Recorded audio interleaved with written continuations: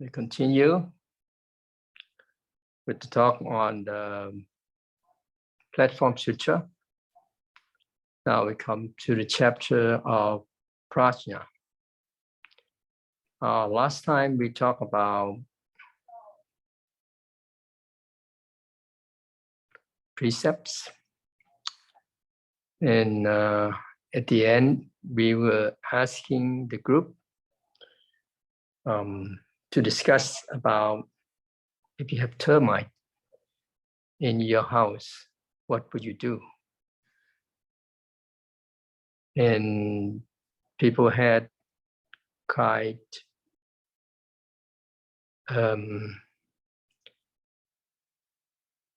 interest in talking about this. I put the question of, are you going to sell the house, or are you going to ask a terminator to come and kill all termites, or any other solutions?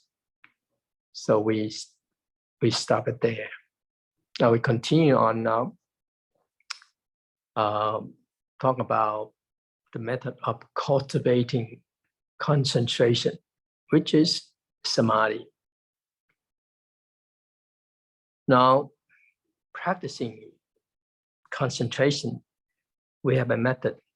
We need a method. The method could be the method of the breath. The method could be reciting Buddha's name. The method could be doing prostrations to the Buddha statues. And the method of relaxations. Now, what is it? What is the method then? Well, it is to concentrate our thoughts, to focus our attention on our own thoughts, and continuously concentrating on the same object, action, or perspective. Gradually, our mind will not wander, and it will become settled, leading to the attainment of concentration. So at Dharma Retreat Center, New York, we teach method of sitting meditation, starting from the beginner's meditation class, and gradually participate in 1 or 2 day retreat, and later on joining in the intensive chant retreat, either 7 days or more. So we use method. In there, in the retreat, we have the method of relaxation, method of scanning your body, method of the breath, and method of silent illumination, referring to just sitting to begin with. And then we have the method of Hua Tao as well. And of course, there is method of reciting Buddha's name. So the goal of our guidance is related to cultivating concentration.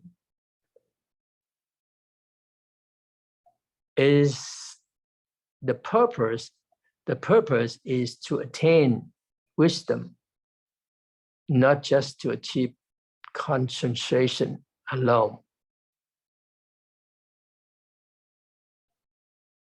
Now, if we only attain concentration, it will be still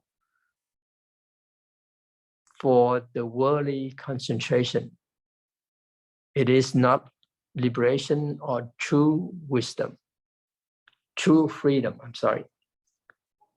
So it provides temporary stability for a period, but after the decline of concentration, we will still experience suffering, and we are in the cycle of birth and death.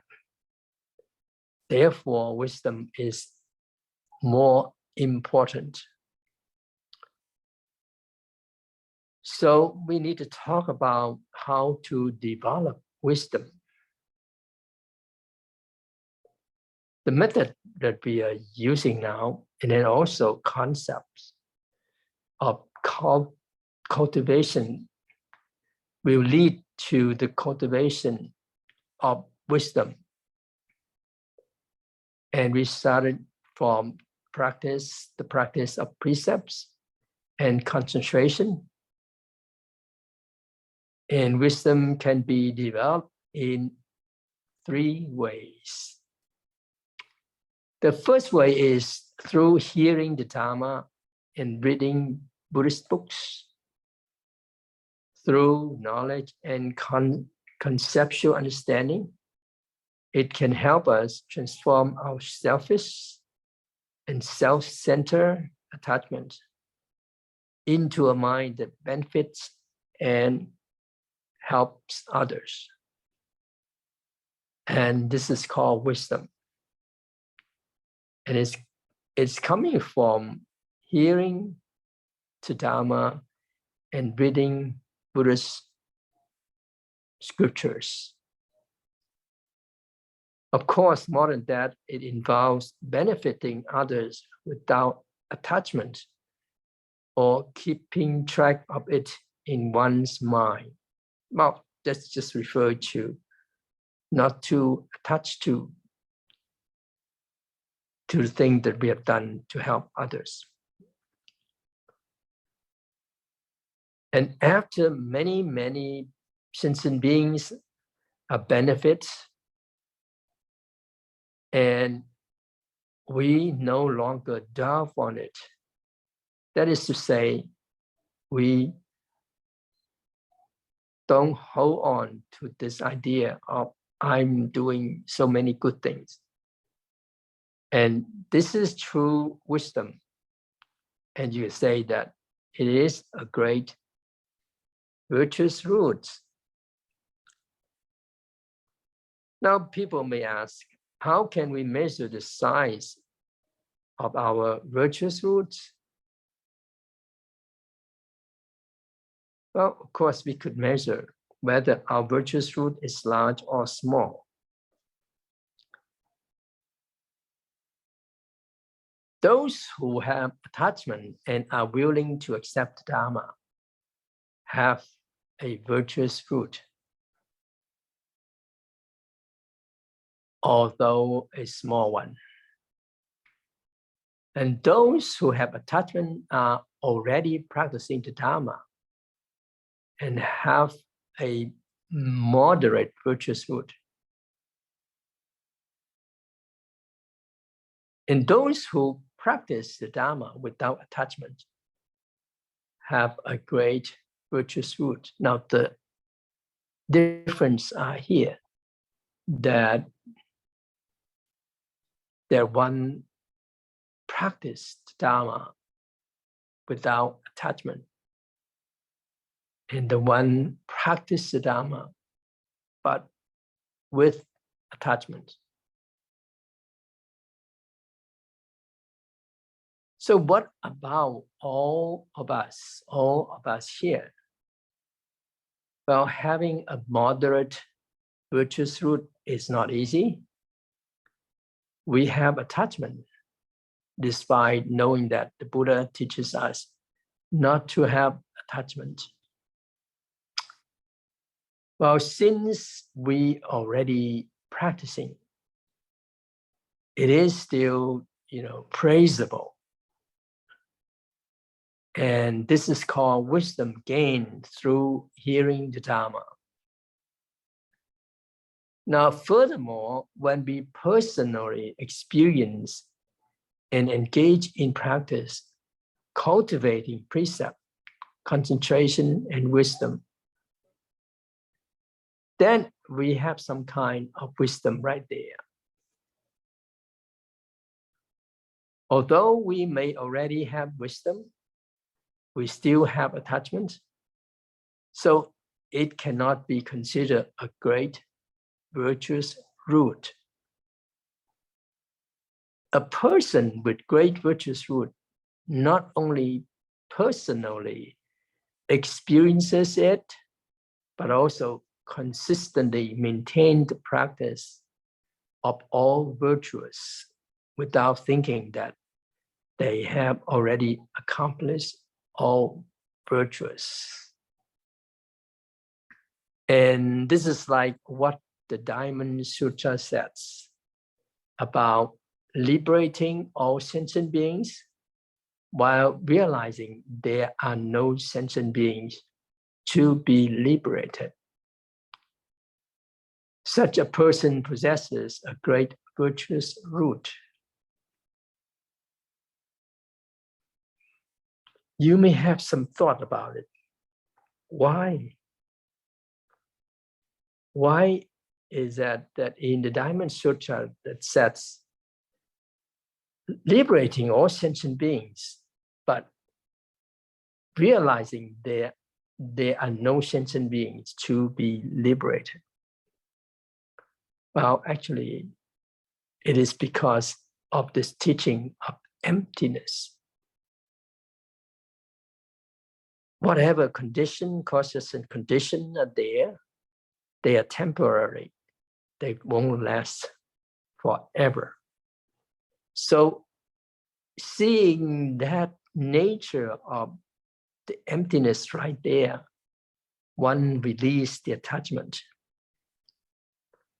Then, once we have no attachments, then we could consider this a great virtuous root.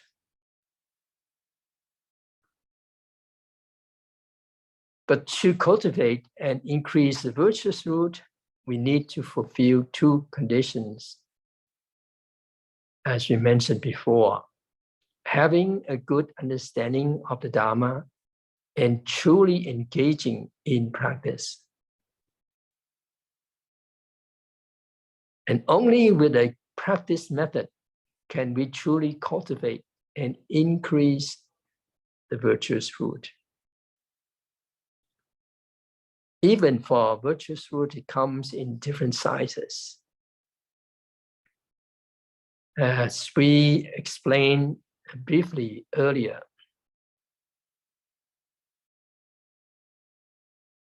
we can also understand the depth of our virtuous roots through our own mindset and personal experience in cultivation. Which is to say, we know for ourselves. There's no need to ask others how deep our virtuous roots are. Many people want to ask others, who use their supernatural power to know the size and the depth of their virtuous root. But in fact, relying on others to judge is unreliable. Your own experience is clearest and the best. Now, in the Buddhist scriptures, there are often individuals who attain immediate enlightenment upon hearing a single phrase, such as Venerable, the Honored One, Sariputra, or the sixth patriarch, Huineng. So why can't modern people have the same realization as these great wise beings? Apart from the factor of having deep virtuous roots, what other conditions are lacking, or what problems exist? Well, the wisdom of sentient beings is obstructed by wrong views and afflictions. Why do some people attain enlightenment after hearing the Dharma? And why do some people, upon hearing the Dharma, become afraid and lose their faith? So in the Platform Sutra, it states that sentient beings originally possess the wisdom of prajna with no difference from that of great wise individuals. Why then, upon hearing the Dharma, do they not realize it for themselves? It is due to the heavy obstacle of wrong views and deep-rooted afflictions, like thick clouds covering the sun, preventing the wind from blowing and the sunlight from appearing. This means that the wisdom of sentient beings is covered. And of course, again, asking, what covers it? There are two reasons: wrong views and afflictions. It is like the sun being obscured by dark clouds, making it invisible and unable to feel the presence of wind and sunlight. However, every person inherently possesses wisdom, and there is no distinction in the size of wisdom. The difference lies in the fact that the wisdom of the Buddha has already manifested, while wisdom of sentient beings is concealed by wrong views and afflictions. So they cannot see their own wisdom and only perceive afflictions and wrong views. So we need to explain about wrong views. When you see the terms wrong views and afflictions, you might think that as a faithful disciple of the three jewels, you don't have wrong views. Perhaps you have some afflictions, but you're not willing to admit that they are so significant. Therefore, to explain the wrong views is necessary. Wrong views,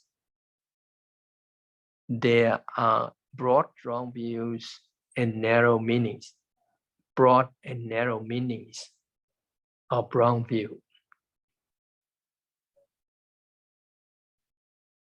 So broadly speaking, wrong view refers to all conceptual ideas and attachments that contradict the viewpoint of dependent origination.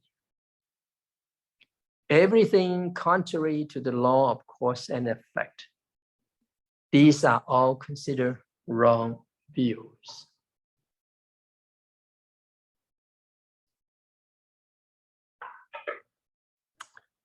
Narrowly speaking, wrong views refer to slandering the triple gem, where one regards their own afflictions of greed, hatred, and ignorance as the path of liberation. Slandering the triple gem means not truly awakening and saying that there is no Buddha, Dharma, or Sangha. It could also be someone who has not cultivated but claims to have fully awakened and therefore does not need to uphold precepts. Such a person has strong views. Now, further on, when various afflictions arise, they believe that they are benefiting sentient beings and have achieved great cultivation. Now, over here, our teacher, Master Sheng Yan, Shifu, let's give an example. He said that I, referring to Shifu, once encountered a practitioner who ate meat and argued that if a practitioner does not eat meat, they lack compassion. Interesting. So for us, it must sound strange. And he presented logical reasoning to make it sound reasonable. He said that sentient beings are pitiful, and if no one liberates and saves them, they will forever remain as sentient beings. Therefore, that's what he said. If you can recite a mantra, by the power of reciting the mantra, sentient beings you eat can be liberated.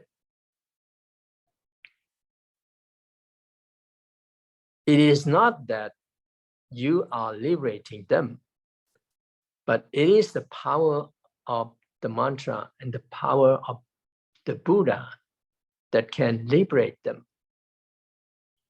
He claimed that by eating the sentient beings, he himself becomes a bodhisattva. It means that the sentient beings were originally pitiful beings in the sea of birth and death. But after he eats them, they become bodhisattvas. Their bodies become his body, and he practices and liberates sentient beings. Thus, sentient beings become bodhisattvas. This is the quickest way to make them become bodhisattva. Does this theory make sense?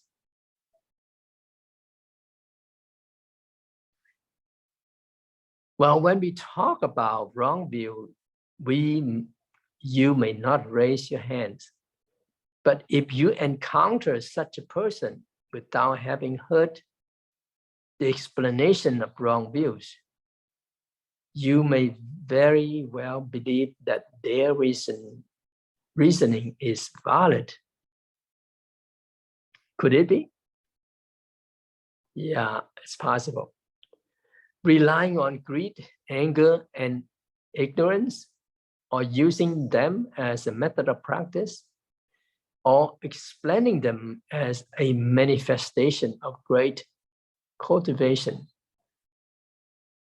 is an unforgivable matter and fundamentally incompatible with the teaching of Buddhism.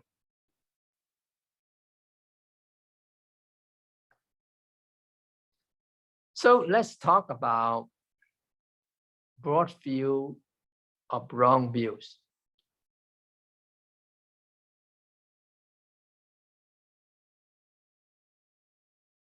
And its scope is relatively large. And in Buddhism, there are 5 types of views. Views of self, the extreme view, the evil view, the view of attachment to view, the view of clinging to rules or precepts. All of these are collectively called wrong views or evil views. First of all is the view of self. Well, the view of self referring to being attached to and unable to let go of one's own body. Having excessive love and care for the body is not only desiring the safety of the body in the present moment, but also hoping for eternal safety. Not just wishing to avoid death today, but rather not wanting to die for thousands or millions of years.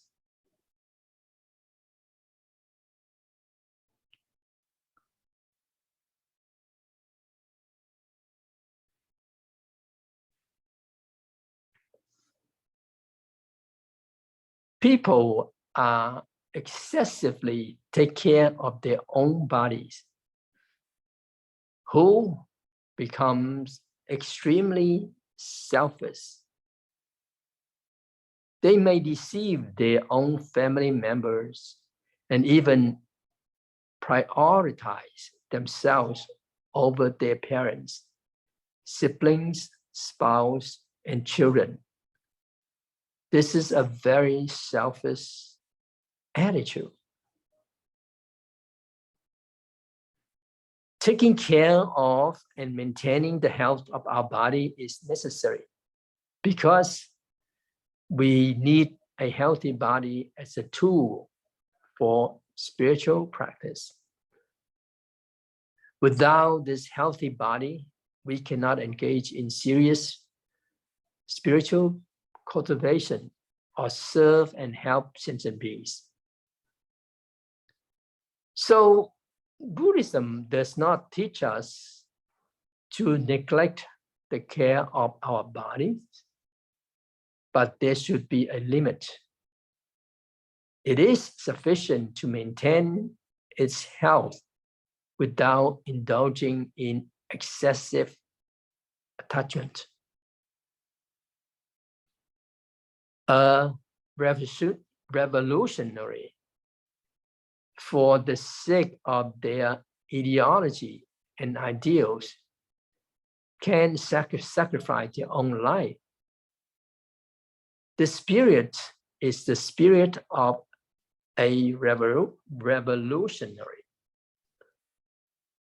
Whom do they sacrifice themselves for? Not for themselves, but for their compatriots, for the people, for the happiness of humanity, or for their own country or nationality. They can give up their precious lives in exchange for the benefits of their nation or country. And in such individuals, the view of self no longer exists. In both history and current news,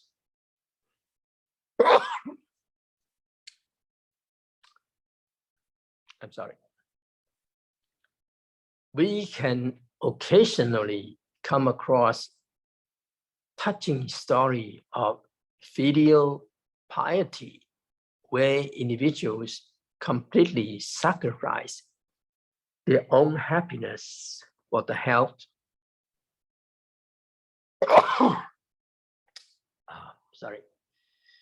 or survival of their parents.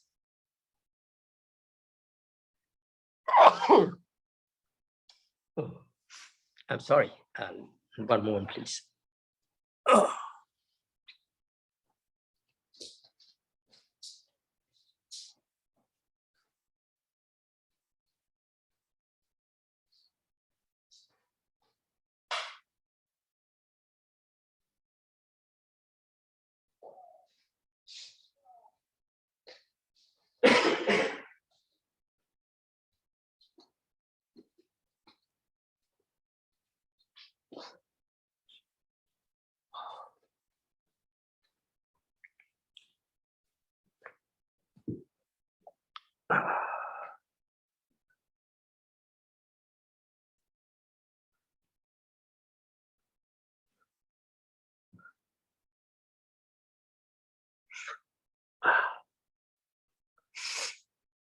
So we're back. So the individuals are completely sacrifice their own happiness for the health or survival of their parents, even to the point of death. So the question is asked, what attitude should a Buddhist practitioner have? First of all, we should understand that our bodies, they are temporary phenomena formed by the aggregation of the five aggregates. They're not permanent or unchanging. If we understand this, we will view our bodies lightly. Well, anyway, in the many retreats, we ask everyone to let go of the body and not to be concerned about any physical discomfort. But what happens after sitting with crossed legs for an hour or two? So usually what we face is the problem of the pain of their legs. And if they sit more and more, it becomes unbearable. Well, there are people who can sit at home for 2 hours without, 1 or 2 hours without moving. It's no problem. But when they come to participate in the Chan retreat, their legs start to hurt in less than half an hour. They can't bear it after an hour. So sitting for 2 hours become impossible. And of course, they come for help. Why so? Didn't you know that this is an intensive retreat? Didn't you know that you just let go of it? But which is very difficult. And actually, what you could do is just accept your pain. Then the pain is not that unbearable. Although it may be very, very painful, well, if you come to a point where it is unbearable, then just move. Move a little bit. Don't move this so often.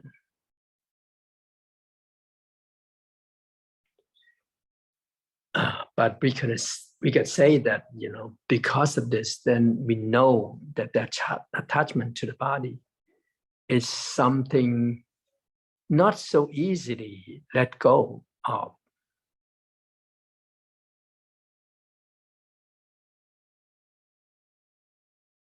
And this depends on how you could let go of your body. That becomes a practice. If you cannot let go of the body, or you cannot detach from your body, then it will be difficult for you to realize enlightenment.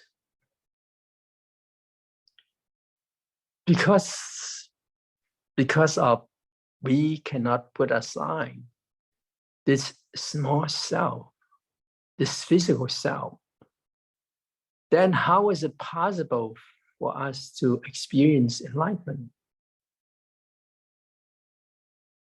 This small self already tied us very, very tightly. So this is the view of self. Now we talk about the so-called extreme view.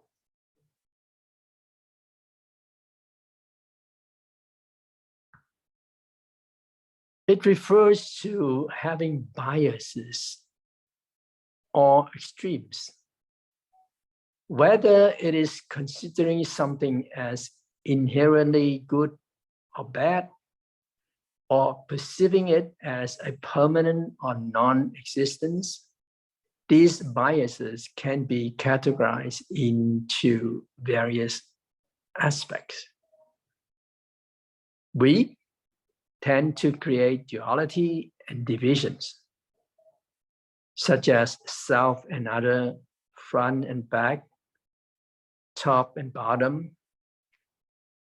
So we form extreme views.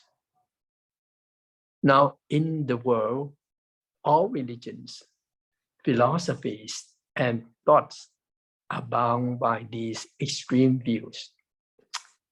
For example, the dichotomy between enlightenment beings, ordinary individual, the concept of good and evil, God and demons, essence and phenomena, all of these create a divisionary perception.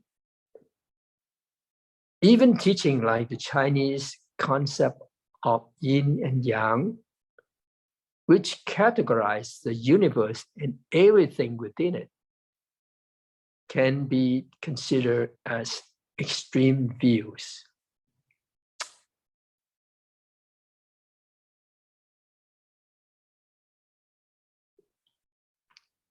The highest philosophical theories also fail to transcend the framework of the unified one and the diverse many. Therefore, in the context of Zen, differentiating between delusion and light and enlightenment, as assuming one is deluded while another is enlightened, or labeling oneself as already enlightened while others are not. All these viewpoints are considered extreme views. So what does it mean for Buddhism to transcend extreme views? In the Heart Sutra, it teaches us that the 5 skandhas are empty, and the emptiness of the 5 skandhas. The 5 skandhas are not separate from emptiness. And emptiness does not exist independently from the 5 skandhas. The 5 skandhas and emptiness are inherently the same. However, this doesn't imply that 5 skandhas are equivalent to emptiness or vice versa. Now, these statements convey that the 5 skandhas are emptiness should not be regarded as 2 distinct phenomena or entities. Emptiness allowed the 5 skandhas to manifest their changing nature. By understanding this principle, one can avoid attachment to the issues of birth, death, afflictions, or the notions of delusion and enlightenment. Then you could read more about the Heart Sutras. So this is the so-called extreme views. Extreme going to one side or going to the other side. It's referring to that as extreme views. Another view is a view of clinging to one's own views. Now, this view of clinging to one's own view It refers to attachment to preconceived idea or concepts. The so-called attachment to the preconceived ideas or concepts. For many people, after being exposed to belief and teaching of other religions or philosophies, tend to label Buddhism as superstitious or negative. Yeah, there are quite a few. Our teacher said that he observed that scholars of philosophy, especially those deeply immersed in the study of Confucianism or Western philosophy, find it difficult to accept Buddhist teachings. Even these who study Western philosophy struggle to let go of their preconceived notion and embrace Buddhism.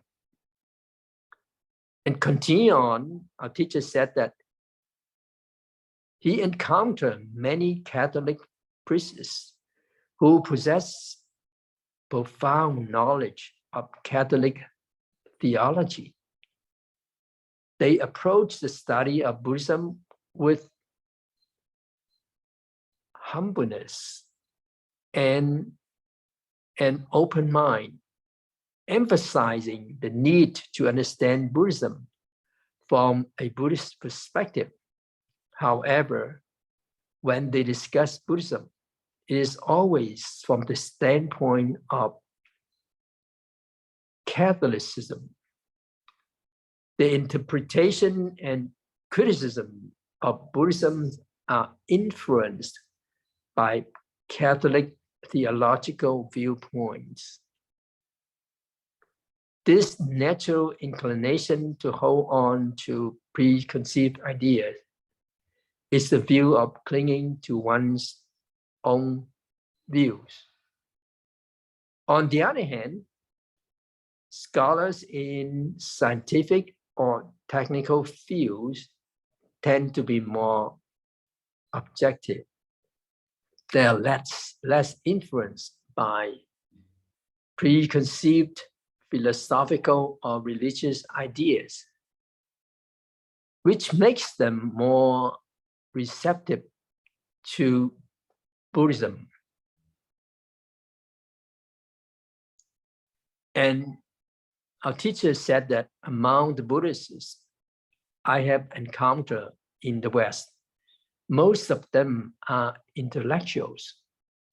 However, I have yet to come across a scholar specializing in philosophy whose expertise lies in philosophy itself, embracing Buddhism as a faith. This shows how deeply ingrained and formidable this view can be.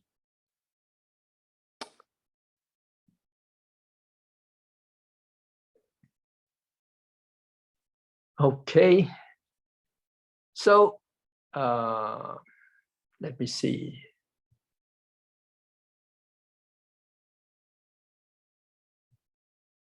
Let me finish a few lines more. So continue on, our teacher said, I often come across lay people, mostly women, who express that their husbands do not support their interest in Buddhism. Some husbands argue that their wives should believe in Buddhism because they lack their own thoughts or subjective opinions, while themselves have already established a philosophical foundation and therefore do not need to embrace Buddhism. Continue on, our teacher said, I encounter such situations frequently, and when asked what to do, I usually suggest bringing their husband to listen to Dharma talk or have a conversation with me. However, the results are often not significant.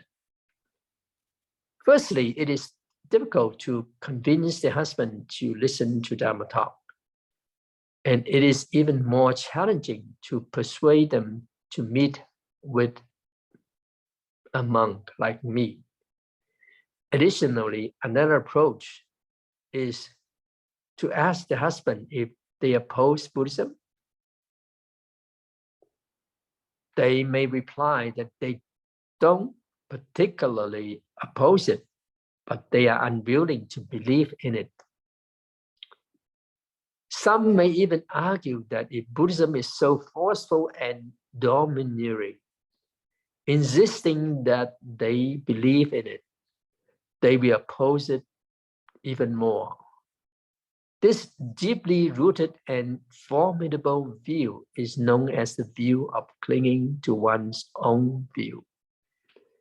So I'll stop here.